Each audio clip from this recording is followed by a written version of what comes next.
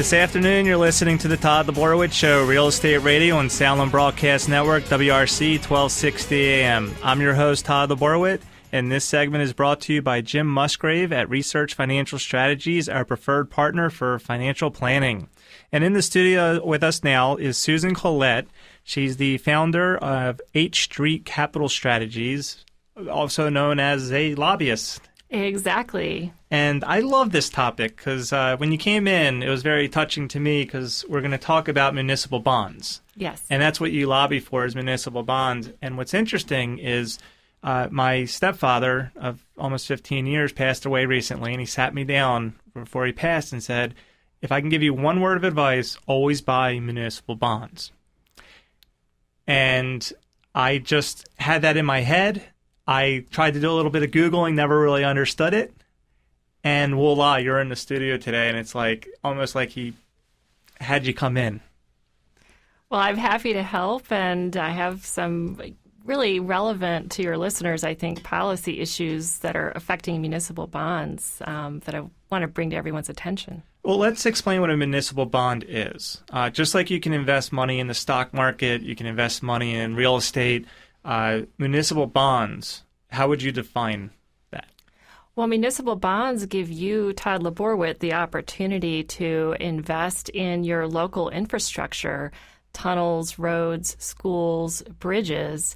They're very safe and secure. The way that it works is a state or local government who needs dollars to finance some infrastructure will issue a bond, and they will find investors like you to buy those bonds and hopefully hold on to those bonds.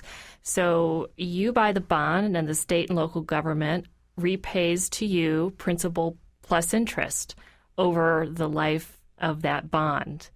And it's a win-win because these municipal bonds in particular are exempt from federal taxation. And what I mean by that is you, Todd LaBorwit, are getting interest income, but you don't have to turn around and pay a federal tax on that. That's a great savings versus you going out to buy a corporate bond or something else that's taxable. You have a interest in shielding some of your income from taxation, so you're happy with the tax exemption, and the state and local government is happy because they're able to give you a little bit less in that interest payment since it's not going to be taxable to you. So it is affordable borrowing for the state and local government. Okay, and that's a great explanation. And I always advise, please talk to your CPA of how it affects you, because we were discussing earlier about there is a state tax on the interest on the that you get from the bonds, but some states you don't have to pay state interest. But we don't have to get into that. Just call your local accountant, CPA, and say, I'm looking to buy this bond. I think it's federally tax exempt. Is it state tax exempt?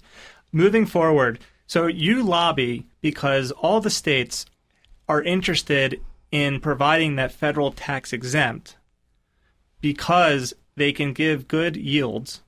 They can also provide the incentive of, hey, we're tax exempt for you. If you go to a corporate world or something else, you're going to have to pay property gains tax. But now the White House and Congress are trying to step in and say, we want to take that away from you.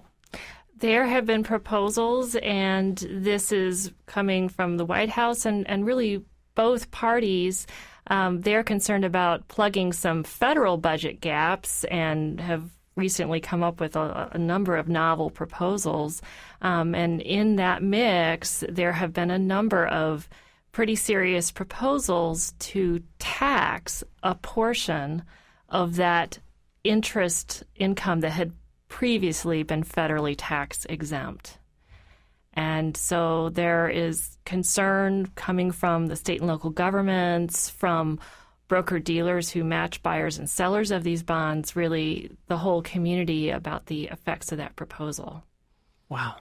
So are they just talking about going after the people that are worth like $10 million investing in this stuff because they're worried that the states aren't going to get the money now, or they have to have a bigger incentive and they're already struggling as it is? Currently, the proposals target the high earners, the higher income folks, and say for you, you're going to pay some tax on that interest income. It's fairly targeted, but the effects would be pretty widespread because state and local governments are going to have to pay more to get people to take those bonds, even if Congress and the White House are just targeting the higher income earners.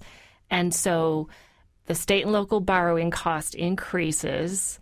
And there's a great U.S. Conference of Mayors report that estimates that these proposals could mean a 15% increase in what those state and local governments have to pay to repair roads and bridges and schools and have even new infrastructure projects. Well, it seems it's hard enough to get money for schools as it is. It's hard enough, and in fact, there's a great, amazing report card you can find on the web. It is by the American Society of Civil Engineers. They looked at the U.S. and rated our infrastructure, and they gave U.S. infrastructure a D+. They looked at every segment and found that a lot of the infrastructure is failing and that we're going to need a $3.6 trillion investment by 2020 in the U.S. just to catch up. Now, when you go on the Hill and you lobby for the states, is that who you're lobbying for?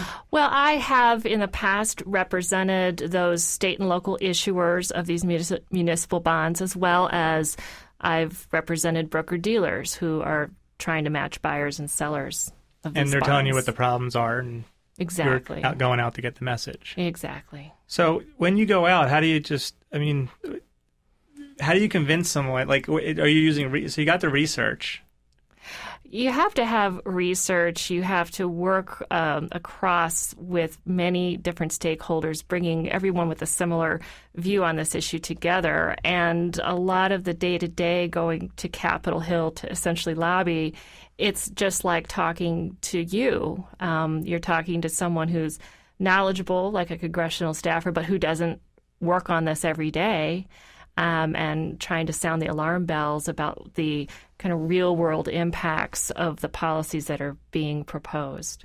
So you're actually educating everyone. We are educating both policymakers and people back in local districts as well who can translate the message. Perfect. Well, by the way, if you're just tuning in, I have with me Susan Collet, H Street Capital Strategies, a.k.a. lobbyist in Washington, D.C. I'm your host, Todd LaBorwit, and you're listening to Sound Broadcast Network, WRC 1260 AM. Now, Susan, let's talk about, you love Washington, D.C. We've been talking about that. How do these tax-exempt bonds, if they go away, affect affordable housing? I'm glad that you raised that topic. Tax-exempt bonds in combination with other kinds of tax credits are the backbone of creating affordable housing opportunities. And I've lived in this city since 1978, and I've watched an amazing new city be built essentially on top of what used to be here for your listeners who can remember back, and that's all great. A rising tide should lift all ships, but by the same token, everybody I think in this studio understands rents have gone up dramatically. A lot. So infrastructure spending means a lot of things, but it also means the ability to continue to increase opportunities for affordable housing.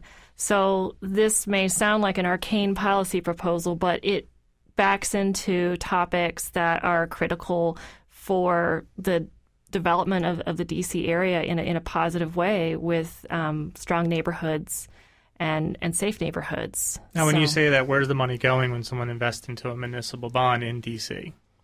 The money for the District of Columbia itself would issue bonds for a variety of purposes. For police, it could be for first responders, but it could also be something as simple as roads. That same report card I mentioned earlier by the civil engineers noted that 99% of the district's roads are in poor or mediocre condition, and that everyone in the audience is saying, "Oh, I knew that, but it's real." So things that we take for granted are backed by these kind of securities. So what is your vision 10, 20 years from now if they get rid of the tax-exempt bond? Well, I'm hoping that this bond will remain exempt from federal taxation forever. There's been a 200-year compact since the formation of this country that says state and local governments don't tax the federal government, and the federal government doesn't tax state and local governments. This gets back to local decision-making or local control, as a mayor might refer to it. So my hope is that folks will let their council members, their mayors, their representatives know that this is an issue that they should plant their flag on and talk to members of Congress and senators and say, don't let this become taxable. Well, there you have it. It sounds like a very important issue, and hopefully we'll not be able to change things so we can still get the money flowing and keeps the roads safe in the neighborhoods. Well, Susan Collet with H Street Capital Strategies, thank you for coming in today.